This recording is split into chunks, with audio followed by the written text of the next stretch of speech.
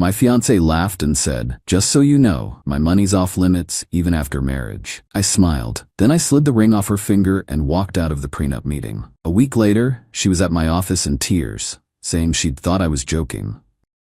Hey viewers, real quick, only 8% of you watching are subscribed, and the channel's kind of stuck right now. If you enjoy these stories, hitting that subscribe button would really help us keep going. Thanks. 2 weeks ago, I found out exactly how my fiancé viewed our upcoming marriage. Still can't believe how fast everything unraveled, but the warning signs were probably there all along. Sarah and I had been engaged for 8 months, together for 3 years total. Met her through mutual friends at a barbecue, hit it off immediately. She was smart, funny, gorgeous, and seemed like someone I could build a life with. Proposed last summer at the beach house her family rented every year. The wedding was supposed to be in 6 weeks. We'd already sent invitations, booked the venue, ordered flowers, the whole thing. Sarah had been planning every detail for months, talking about colors and centerpieces and seating charts constantly. I figured that meant she was excited about getting married. Turned out she was excited about having a wedding. Getting married was apparently a different story. Sarah works in pharmaceutical sales and makes about $130,000 a year. I teach high school history and make $48,000. She's always been proud of her salary and financial independence, which I respected. Never had any issues with her making more money. If anything, I thought it was great that we'd both be contributing to our future together. That's why what happened at the prenup meeting caught me completely off guard. Sarah had insisted we needed a prenuptial agreement because of the income difference. Made sense to me. Protect both our interests, make sure everything was clear and fair. We each hired our own lawyers to represent us separately and negotiate terms. The meetings had been going on for 3 weeks. Standard stuff about protecting assets acquired before marriage, how we'd handle joint purchases, what would happen if we ever divorced. Both lawyers were working together to create something fair for both of us. We scheduled what was supposed to be the final signing meeting for last Tuesday afternoon. Sarah's lawyer had incorporated all the agreed-upon terms. My lawyer had reviewed everything and given approval. Pretty routine finalizing of details we'd already negotiated. Walking into that conference room, I thought we were just putting signatures on a document that protected both of us fairly. Sarah seemed relaxed and confident, joking with her lawyer about wedding stress and honeymoon plans. Her lawyer started going through the final agreement page by page. Asset protection, debt responsibility, property ownership, all the legal framework for how our marriage would work financially. Sarah was nodding along, looking satisfied with how everything had been structured. Then we got to the section about joint financial decision-making for major purchases during marriage. This had been something my lawyer insisted on including. Language about purchases over $10,000, requiring both spouses to agree. Standard marriage partnership protection, nothing unusual. Sarah's lawyer had agreed to it weeks earlier without any objection. But when her lawyer read that section aloud for final confirmation, Sarah started laughing like she'd heard the funniest joke ever. "Wait, hold on. Just so you know, David, my money's off limits even after marriage. I'm not giving you veto power over how I spend my own salary." I thought she was making a joke about the formal legal language. "What do you mean off limits?" "I mean my salary, my savings, my investment accounts, all of it stays under my complete control. I'll pay my share of household expenses, obviously, but major financial decisions about my money stay with me alone." Her lawyer looked confused. "Sarah, we discussed this provision 3 weeks ago. You approved the joint decision language for large purchases. I approved it for his purchases, not mine," my lawyer spoke up. "Mrs. Patterson, the agreement applies to both parties equally. Neither spouse can make major financial decisions unilaterally." "Then change it. My money, my decisions." The room went quiet. Both lawyers were looking at each other like they'd never encountered this before. "Sarah," I said slowly, "we're supposed to be partners. That's kind of the point of getting married. We are partners. I'm just not giving anyone else control over money I earned. I'm not talking about control. I'm talking about making decisions together as a team. Same difference. What I do with my salary is my business." She was completely serious. No joking around, no negotiation, just a flat declaration that the agreement we'd spent weeks creating didn't apply to her money. So let me understand this, my lawyer said. You want Mr. Harrison bound by joint decision requirements, but you want complete freedom to spend your money however you choose? Exactly. I've worked hard to get where I am financially. I'm not letting anyone else dictate how I spend what I earn. Sarah, that's not what marriage partnership means, I said. That's what this marriage means. Take it or leave it. The room went dead silent. Sarah was staring at me with this challenging expression, like she was daring me to object to her terms. Both lawyers were looking uncomfortable with how this was playing out. Take it or leave it. 3 years together, 8 months engaged, 6 weeks before our wedding, and she was giving me an ultimatum about something we'd supposedly already agreed on. I smiled at her. That's an interesting way to look at marriage. I'm glad you understand. I understand perfectly. I reached across the table and gently slid the engagement ring off her finger. Sarah's eyes went wide with shock. What are you doing? Taking your advice. I'm leaving it. David, what are you talking about? I stood up and put the ring in my pocket. If you want complete financial independence from your spouse, you should probably stay unmarried. Makes everything much simpler. You can't be serious. I'm completely serious. You just announced that you want marriage with separate finances and no joint decision-making.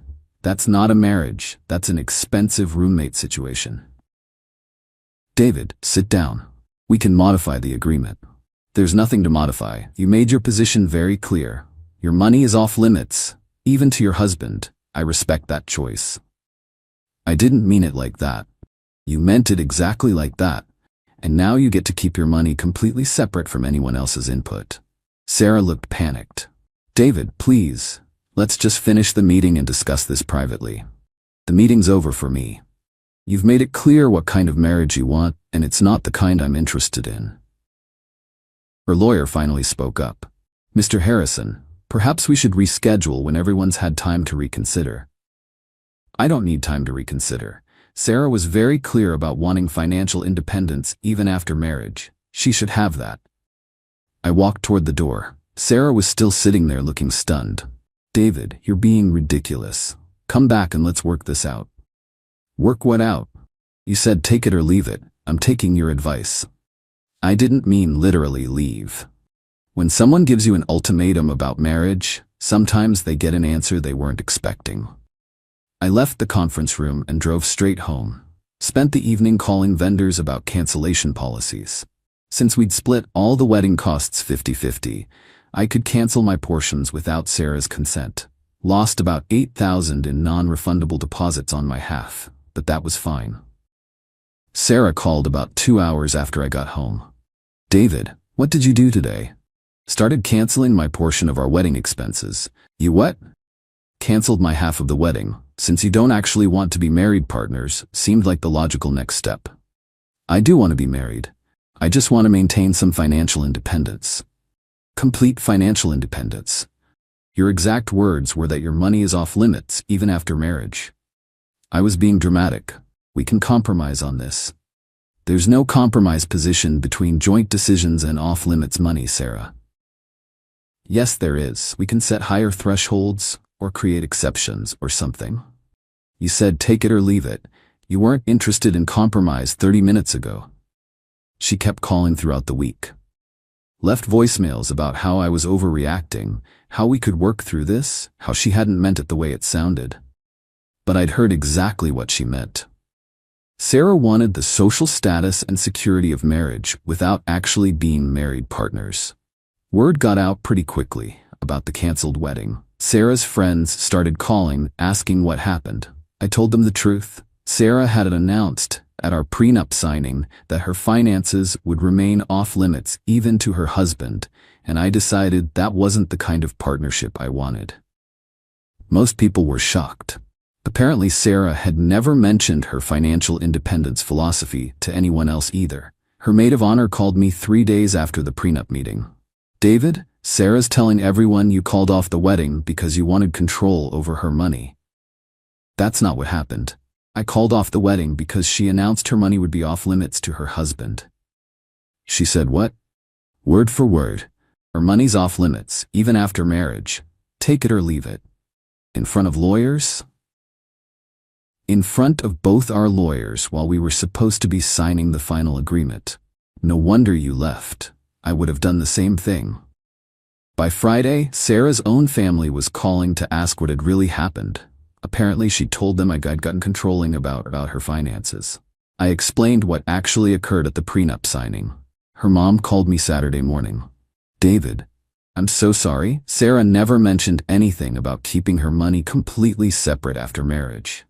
I didn't know about it either until Tuesday. That's not how we raised her to think about marriage partnerships. I know, Mrs. Chen. You guys have always been great examples of teamwork. Is there any way you two can work this out?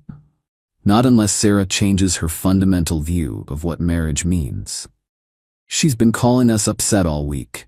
I'm sure she has, but she made her position very clear. Her money is off limits, even to her husband. The following Tuesday, I'm teaching third period when the school secretary comes to my classroom door. She whispers that I have an emergency visitor in the office and need to come immediately.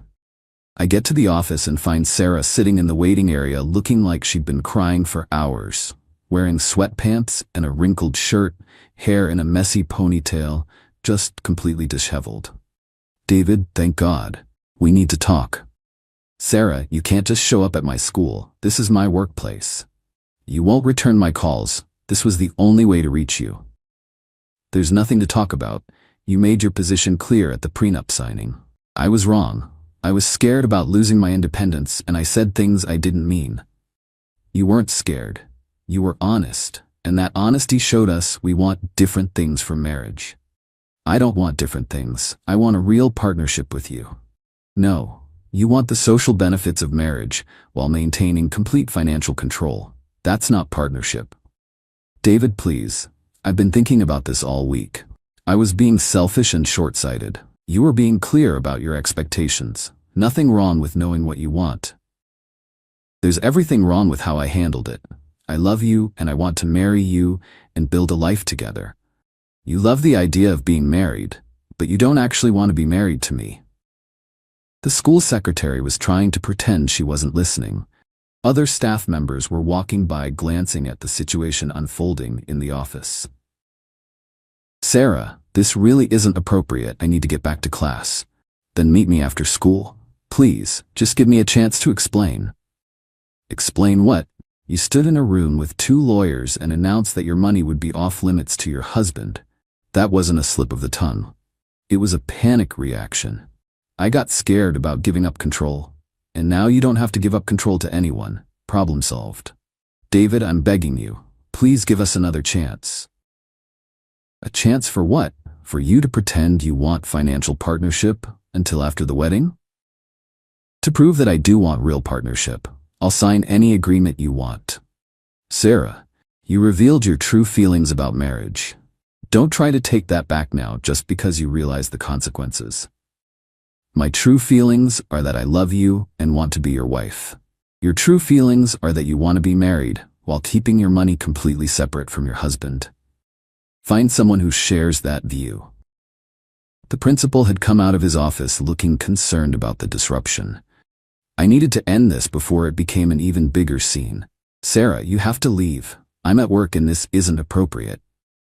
David, please don't throw away 3 years because of one conversation. I'm not throwing away 3 years. I'm avoiding a lifetime of financial conflict with someone who doesn't view marriage the same way I do. I do view it the same way now. No, you don't, and that's okay, but it means we're not compatible for marriage. She left crying, but at least she left. I spent the rest of the day fielding questions from colleagues who'd witnessed the scene. Most were supportive once they heard what had actually happened at the prenup meeting. That was a week ago. Sarah's been texting constantly about working things out, but I haven't responded. Her friends keep reaching out asking if I'll reconsider, but my position hasn't changed. If someone tells you their money is off limits even after marriage, believe them the first time. Don't wait around hoping they'll change their mind or that they didn't really mean it. Sarah showed me exactly how she viewed our future marriage. as a social arrangement where she'd maintain complete financial independence, while I provided emotional partnership under joint decision restrictions. That's not a marriage, that's an unfair contract. The wedding would have cost us about $24,000 total. I lost about $8,000 in deposits on my half, but $8,000 is a bargain compared to divorcing someone who never intended to be an actual partner. Sarah wanted a marriage where her money stayed off limits to her husband. Now she gets to keep her money completely off limits to everyone. Sometimes people get exactly what they ask for.